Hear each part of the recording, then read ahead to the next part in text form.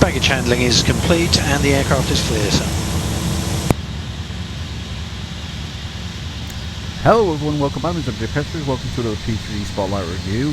A bit of an extended Spotlight review because of the complexity of this aircraft. It's the A2A Cherokee 180 for P3D.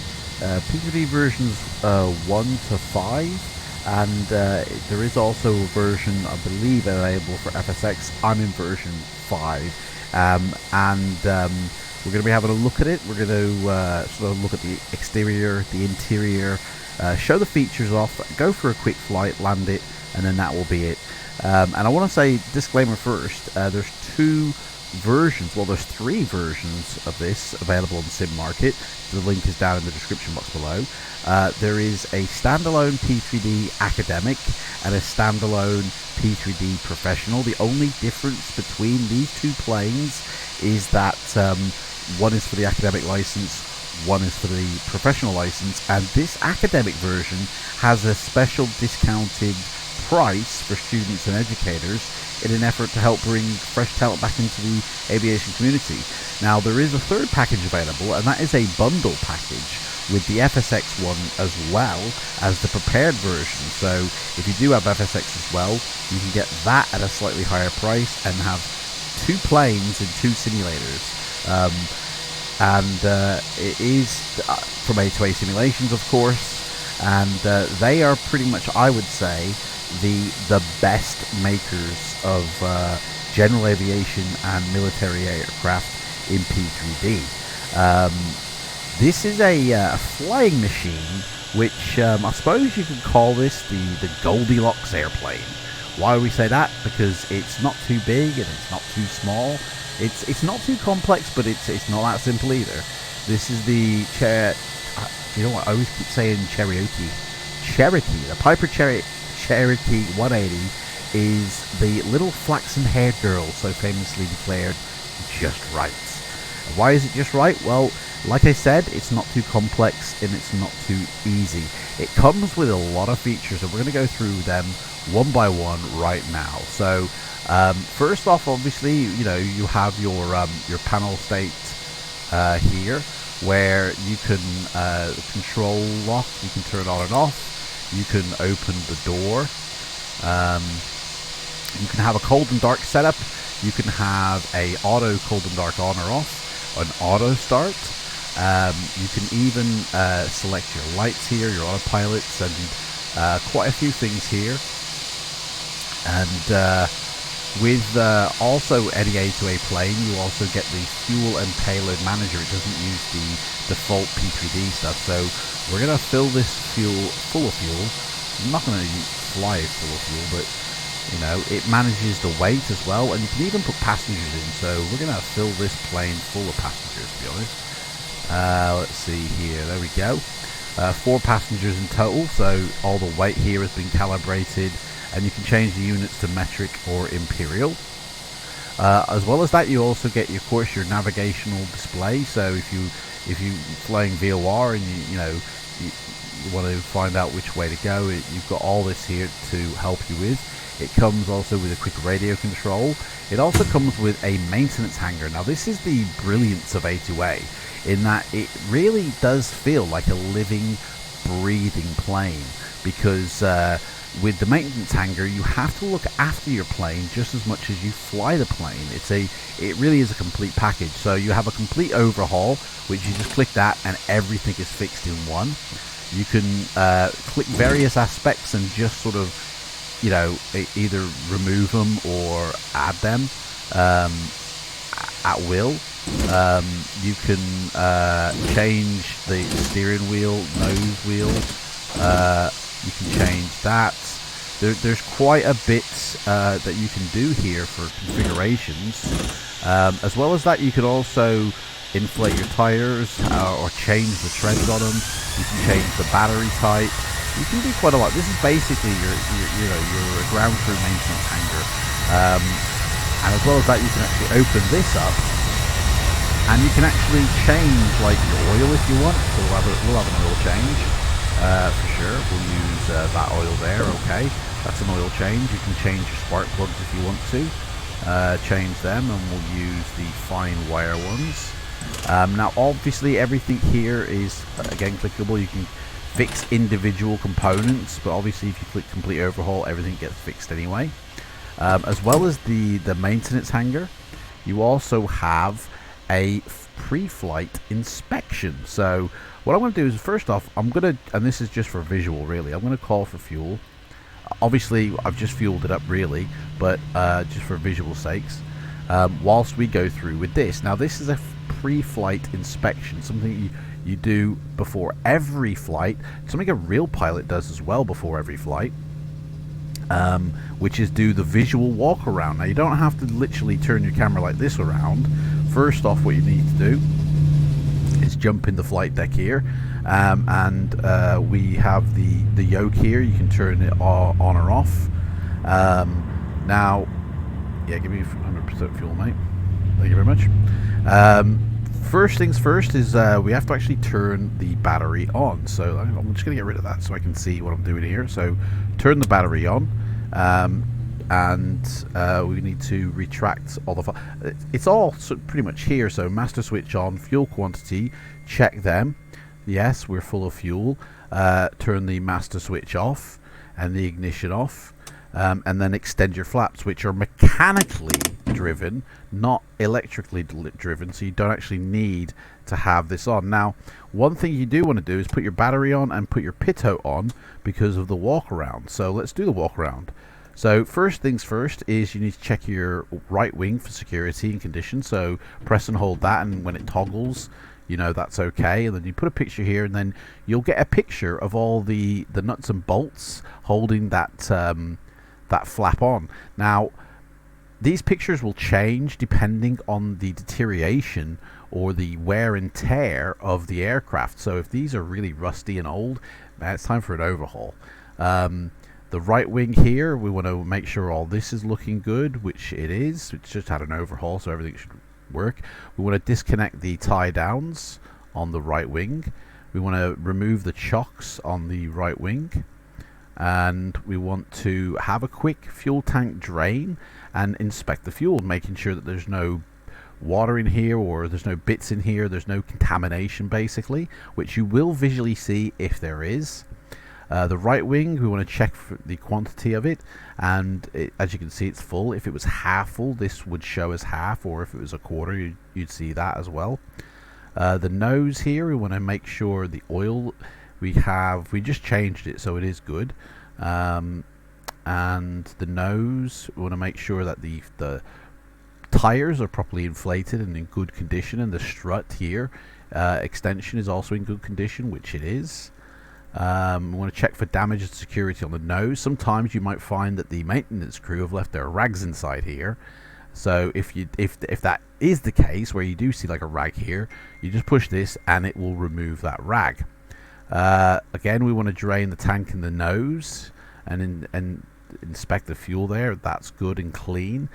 Check the left wing fuel tank, that's full. Check the left wing fuel, that's good. The other one was the oil, sorry. Remove the chocks on the left wing and the tie down, and that one is basically, you just hear a clicking sound, and that's it. It's the stall warning vane, so that's good. Left wing, we want to remove the pitot covers here, so they're going to work.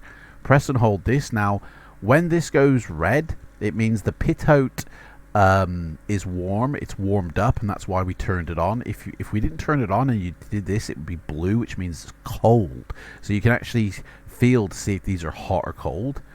I'm going to press that. That is the static source opening.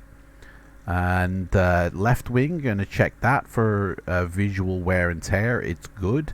Left wing, check the there, and that's good. Flap hinges, they're all good.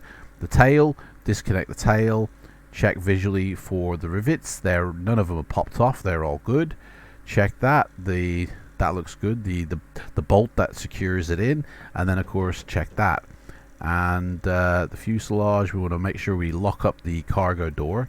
So that's the key turned in and locked, and that is it. That's basically everything. Now, I say another thing is in here we've got our passengers. Now, obviously, visually you can't see any here, but when you go outside, you can, and you can actually give them, if you wanted to, you can get them having wearing sunglasses if you want.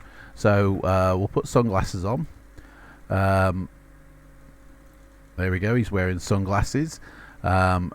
Also, when we're inside the flight deck here, we want to make sure that we tune in our headset here.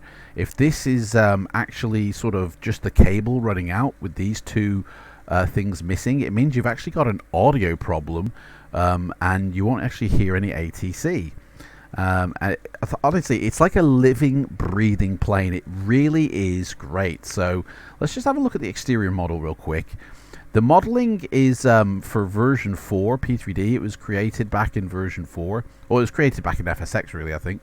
But this is a version 4 model, so the PBR isn't full PBR for version 5. That's the sim I'm using. It's kind of version 4 PBR, so it's almost like half PBR, but it really is a good airframe. It's well modeled, it's well detailed, and it's actually based on a real world plane. So what, I don't know if anybody knows this, but what A2A do is they actually purchase the planes that they make for flight sim. So they own a Cherokee, and they model everything, the systems inside, the flight dynamics, the visual model, all based off that one plane that they actually physically own. So our battery is fully charged. We can actually get the ground crew to come disconnect that, and now we're going to go through the checklist. So here, initial, it says prime 3 strokes. So 1, 2, 3. It says lean on the ground, so make sure that the mixture is full leaned. Check the oil temperature before you start your taxi, and when you start up, idle under 1,000 with if you've got a cold engine. It even has a few bits of information here that are a necessity, like stall speed, maximum flap speed, and all that. So that is that. And then it tells you exactly what you need to do. So upon entering the cabin, check your weight and balance, close and secure the cabin door, control wheel lockers removed. Controls are free and clear, which they are. Make sure the ignition and avionics is turned off, so we will do that now. Master switch now can go on, which that's what that was. Oh, sorry, ignition is this, sorry, and the avionics is the radio master here. Check the fuel quantity, making sure that we got exactly what we need, and that the fuel tank selector is on the fullest tank. So obviously we've been filled up full on both sides, and the fuel tank selector is here. So we're just going to select one of the tanks, and we're going to choose the left side. Now, when you're in midair, you actually have to sort of balance this off, because obviously as it now is going to drain only the one tank, which is the left tank I've selected, this is going to drain down, causing an imbalance of the plane's weight whilst in flight. And if I drained the left tank fully, the plane would literally start leaning to the left. And so really every now and again we have to switch over the tanks manually, which we will do in flight as well. It does say flaps extended and then retract, so we can now retract these and make sure the elevator trim is set for takeoff, which the elevator trim is up here. So it's on the neutral position, so I'm just going to give it a little bit of up because we are quite heavy with the people we're carrying. There is obviously lighting here if you do need it at night time. So we are ready to go. Beacon on. What's the next checklist item? Wheel brakes are on, check. Carburetor heat is off, check. Fuel tank selector is on the fullest tank, yes. Master switch is on, yes. Electric fuel pump, test that. So run the fuel, and I don't believe there is actually a test button for the fuel, but I can hear it running, so it is working. Primer 3 strokes, we've done that. mixture rich, throttle cracked, and we can make sure that the area is clear. We need to shut the door, to be honest, and latch that up. There we go, that's sealed, and we can start the engine now. So let's go. So ignition on and engine start.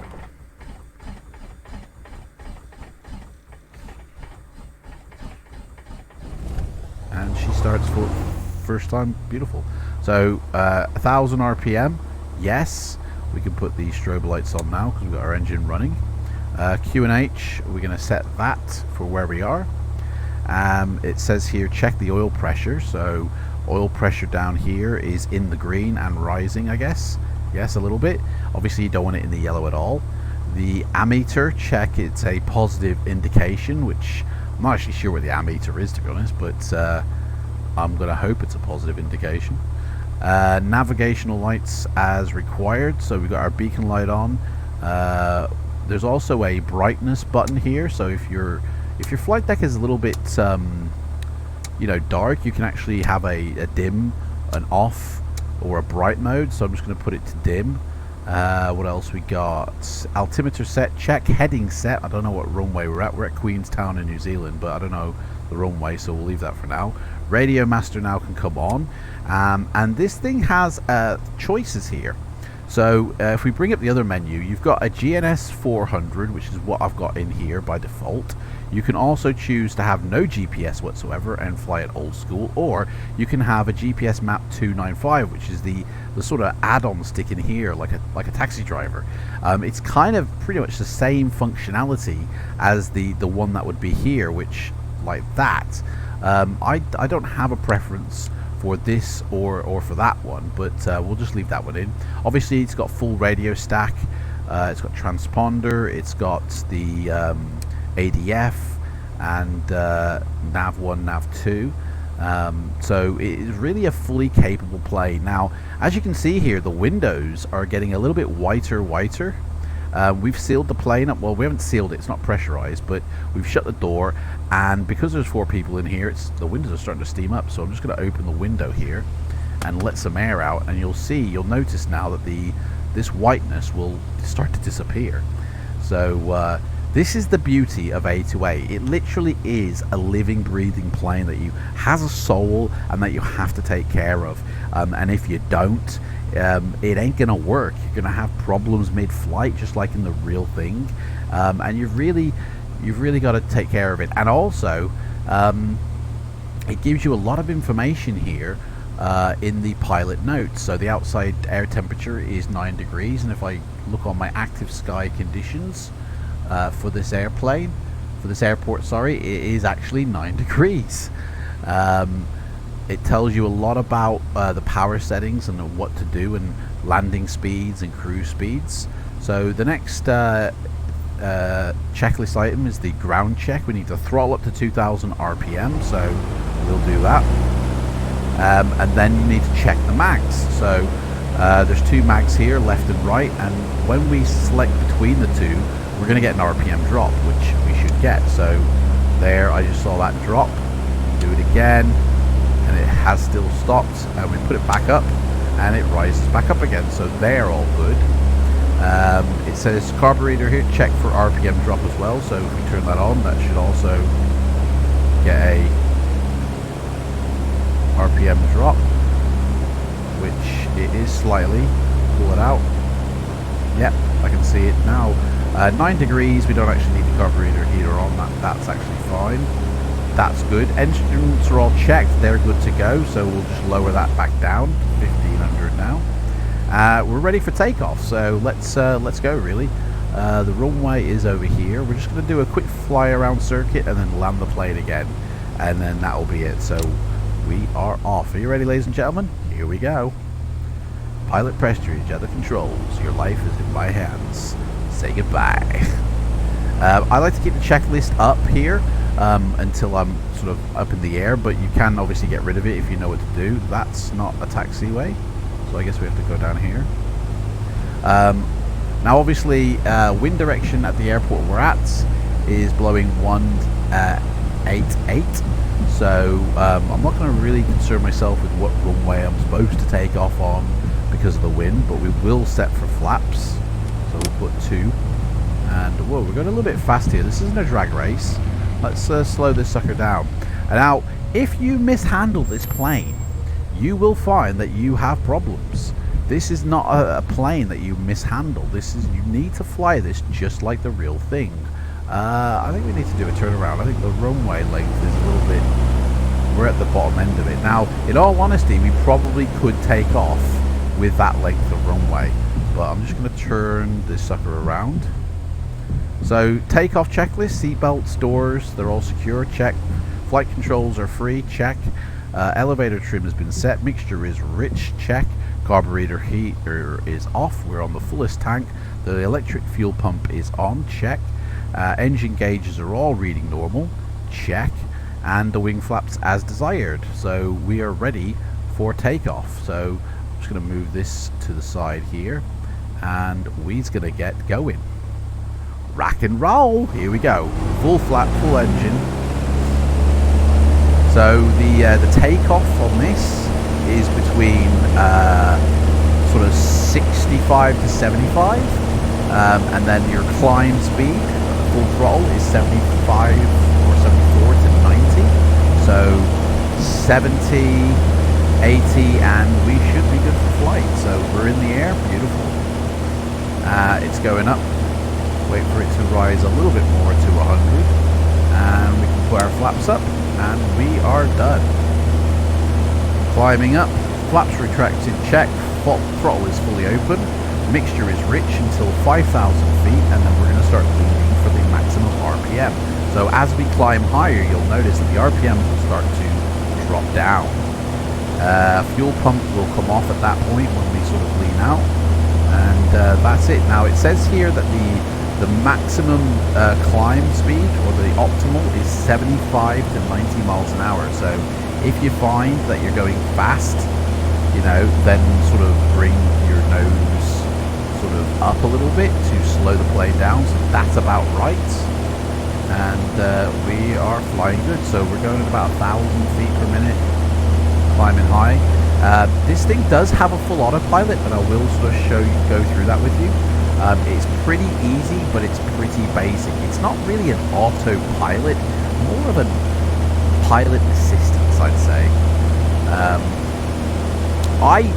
To be honest, I've never flown this plane, but this is like the first, not this flight here, but this is the first sort of time I've flown this plane in the last week, and I really am enjoying flying this plane. I used to fly the Cessna 152, 172, 182, the Caravan, all those single engine planes, and they have been a firm favourite of mine, but in all honesty, I think this is now my favourite single engine plane to fly, because the fidelity of the systems, the life of the engine, the plane as well, you've really got to look after it. We're going to do a turn, I think, here, so let's bank over. And say it's got the full ground crew on it, maintenance hangar, you know, and the ability to fine tune it as well. It really is an easy but difficult plane. It really is a Goldilocks plane. So, right, I'm going to get rid of the checklist because we don't need that now. The entire A2A Cherokee line, from the humble 2-seat 150 horsepower to the 140, and the swift retractable undercarriage 2AR Arrow. You also get the heavy loading PA282 through E5 Dakota. It's respected as being one of the most popular, commercially successful series of aircraft containing within some of the most pilot-friendly airplanes ever built. Each member of the Cherokee family fills its particular niche at least as well as often better than any other aircraft of its similar type. However, of all the many Cherokees, the 180, sitting as it does right in the middle of the pack, has proven itself to be the most popular. And justifiably so, really. It was introduced back to the public in 1961, where the first Cherokee, the 150, was immediately well received, setting the pace for its later siblings, who went on to provide pilots with all levels of experience, with honest, dependable, and well-performing aircraft which are fun and satisfying to fly, reliable, safe, and economical to own and operate. However, getting to this place took some time and some very astute business and aeronautical skills and sense. Right, let me get up to 5,000 and then I'll put the autopilot on and I'll show you some more systems of this plane. Let's head up. Now the one thing to note about this is the trim wheel. It's a slow turning one. You know, you have to press and hold to see any real action, so it's not like an immediate sort of, you know, you'll feel the difference as soon as you start pushing it or start turning the wheel. It's a real slow burn, but it speeds up, you know, as you crank it, just like in a real plane. So you've got to get used to that, I would say, you know. Right, so coming up to 5,000, going to start throttling this back a little bit as the RPMs will start to drop after 5,000. I'm going to hold this heading and I'm going to put the autopilot on now. So autopilot to go on the master. This is your autopilot, the turn coordinator. All these lights up, and when they finish lighting up, it's ready to go. So we push and hold this, it's ready. And we set our heading course, we push it again for heading, and now whatever I turn on here, it will follow that heading. So we're going to go up to like 6,000 feet and then I will level off. So 5,000, we need to start leaning this off. Otherwise, actually, if I push it in, you'll watch. This starts to drop now. As you can see, it's dropping 36, 35. It's losing power as we climb. So we need to lean this out to increase those RPMs just to the point where it starts to brake and then push it slightly back in. Now we're going through the clouds here. This plane is not a plane you want to be flying in the clouds. So right, let's have a look outside. Obviously the undercarriage is not retractable, so it literally is as it is, even though it does look like this nose wheel could retract up, but it doesn't. So you don't have to worry about gear or anything like that. Whoa, look at that. How gorgeous is that? Green jet. Beautiful. Right, back inside. We're going to level off now. So basically the autopilot system here will, once your flight is steady, I'm going to do a slight turn here to avoid that hill. Once your flight is steady, you can then click the autopilot altitude hold switch. Now the plane will level off, but it will tell you when you need to manually trim. So we need to trim down in order to satisfy this autopilot to keep it flying level at 5,500 feet. And this will keep kicking off until you're at the optimal trim level for, you know, flying straight and narrow. I don't know, lose the airport actually. Where's the airport? The airport's behind us. Let's do a turn here. 20. Can't remember the runway that we took off from.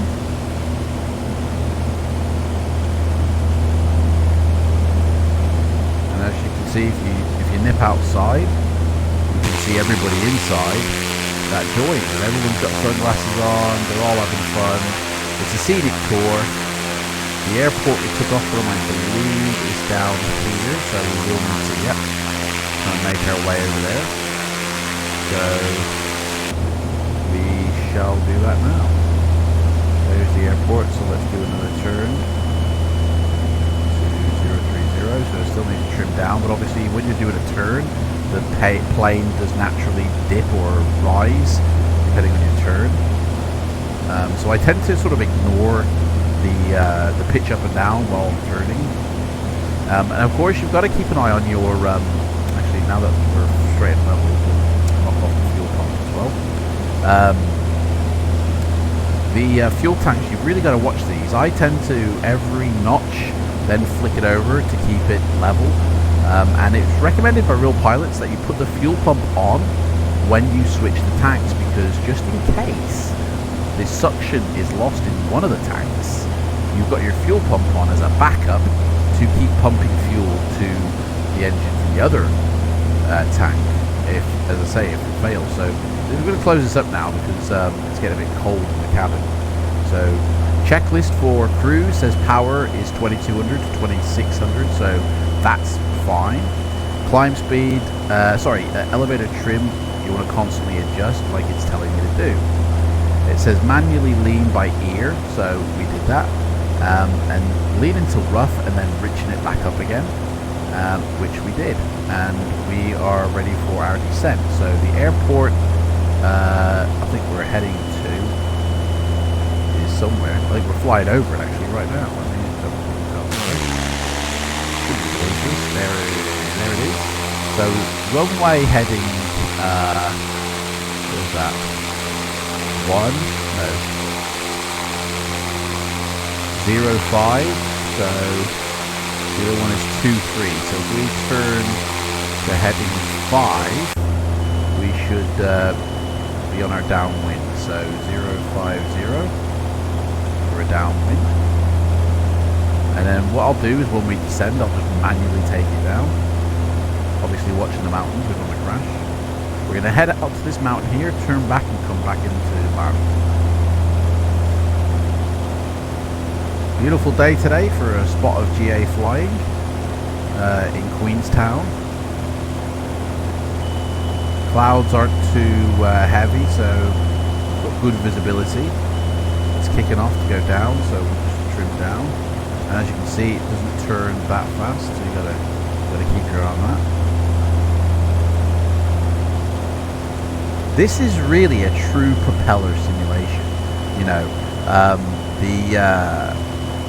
the propeller of this plane, it's an interactive plane. It really is truly interactive. It has like I said, it has a pre-flight inspection system. It's been gorgeously constructed inside and out, down to the last rivet, with a physics-driven sound environment. Complete maintenance hangar, visual real-time load manager. It also, as I say, has the Bendix King avionics stack with support for third party. So if you do have a GNS 430, 530, you can put that in here and it will show here. You just select it and it's there. It has an electric starter with accurate cranking power, dynamic ground physics, including both hard pavement and soft grass modeling. Persistent airplane, so basically however I leave this plane, let's just throttle down a little bit, however I leave this plane, it will be in that same state when I get back. So if I really rough land this, when I take off next, it's going to be a rough landing. Like, it's going to be a rough aircraft. So you really do have to look after your aircraft because it remembers the state you leave it in for when you come back. It's got 4 naturally animated passengers that can sit in any seat, 3D lights, pure 3D instrumentation, an in-cockpit pilot's map, authentic fuel delivery system, which includes priming and proper mixture behavior. It has the A2A specialized materials with authentic metals, plastics and rubber. It has an oil pressure system which is affected by oil viscosity, the thickness and the temperature. So if you start the engine, you need to be very careful, give the engine time to warm up, especially if you're in cold climates. It actually won't start properly. And sometimes you'll find that it actually won't start. Right, so I think we are good enough to turn around now. So we're going to turn to the runway heading 230. So 230. And I'm going to knock off the autopilot and we're going to take her down. So I should have actually put my landing lights on. I'm going to switch over the fuel tank because it recommends that you have the highest one available. We've almost used this one. So fuel pump on, switch the tank. And if you're flying VOR, it's best to reset the DME so you don't drift off too far. So fuel pump can go on. Let's do our descent checklist now.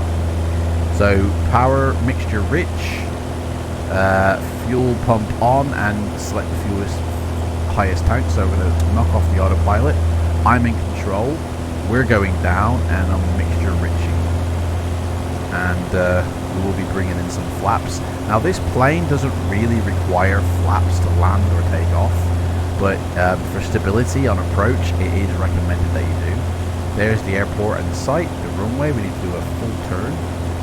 The landing airspeed is between 75 and 85 miles per hour with the flaps up, or 65 to 75 with the flaps down. So we really do need to lose some speed here. We're going 140 miles, a bit fast. It even tells you how to land the plane. So your landing roll, you gently lower the nose, touch down with the main wheels first, and then bring the nose down gently. And minimum braking required is needed for this. Right. Runway is over there. We're going to lose a lot of height here now.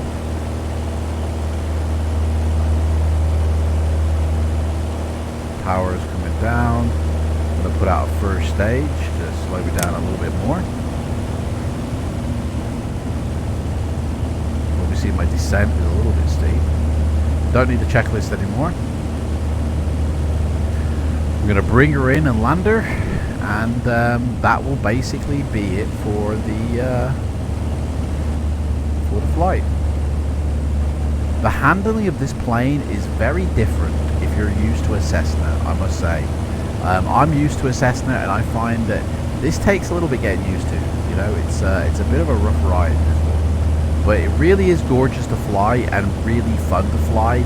It can do about 300 miles on a full tank, which, not 300 miles, sorry. It can do about 3 hours flying on a full tank. So you could really have a lot of fun in the GA flying with this plane. Obviously you don't have to worry about any wheels down or anything like that. But we do need to slow down, so let's have another stage of flaps. We really do need to slow down. Trim up. I'm going to make sure the trim is set for landing, which it isn't. And one thing I find with this plane, what you really want to do is make sure that your approach is stable first, that you're on course for your runway, and like don't come in and turn at the last minute like this, but you really want to line up first and then, you know, think about your speed and your descent and all that, but line up first and then come in. It really is a fun plane, this Cherokee. I really recommend it. Go get it from the Sim Market website. It's only 45 euros.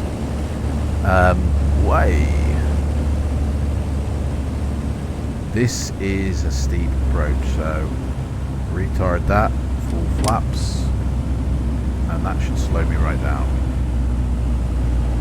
And then we'll bring the flaps up as we hit the deck. This is a very steep dive. So we don't want to stall it, so we'll bring the flaps up now. Bring the engine back and just watch the speed die off as we hit the deck. And it doesn't really need a lot of runway, so we can float this for a bit and still be okay. Obviously we don't want to run out of runway though, so right, leaving the power in for a bit.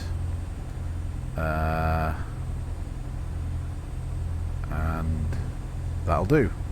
Guys, I want to thank you so much for watching this review. The link is down below if you want to go purchase this from Sim Market. Don't forget I do a giveaway every... whoa, that was rough.